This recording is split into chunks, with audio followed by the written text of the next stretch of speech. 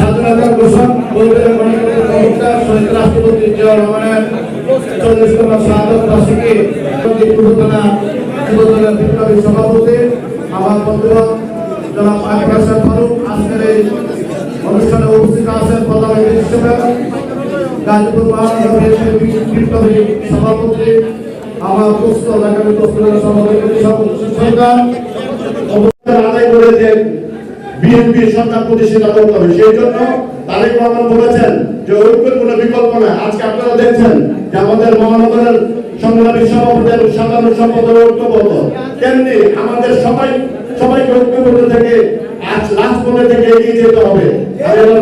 উনি বহুদলীয় গণতন্ত্র ফিরিয়ে আনেন, প্রবর্তন করেন এবং আজকে যে জামাত ইসলাম এবং আওয়ামী লীগ তাদেরকে পুনরায় বাংলাদেশের রাজনীতি করার লাইসেন্স উনি দেন।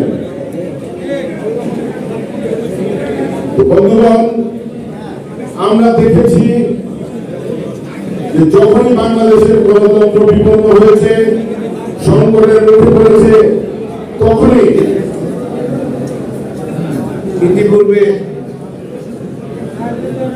যে সুন্দর গুরুত্বপূর্ণ আলোচনা রেখেছেন আজকের প্রধান আলোচক, এই গাজীপুরের মাটি ও মানুষের যিনি নেতা ছিলেন, আমাদের সকলের প্রিয় নেতা অধ্যাপক এম এ মান্নান সাহেবের সুযোগ্য উত্তরসূরি গাজীপুর মহানগর বিএনপির সংগ্রামী সাধারণ সম্পাদক এম মুজিবুল করিম রনি এখানে উপস্থিত।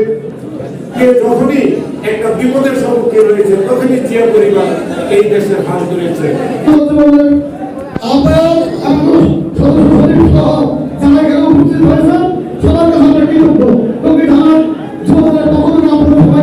জানিয়ে আজকের সমাবেশ এখানে শেষ করলাম।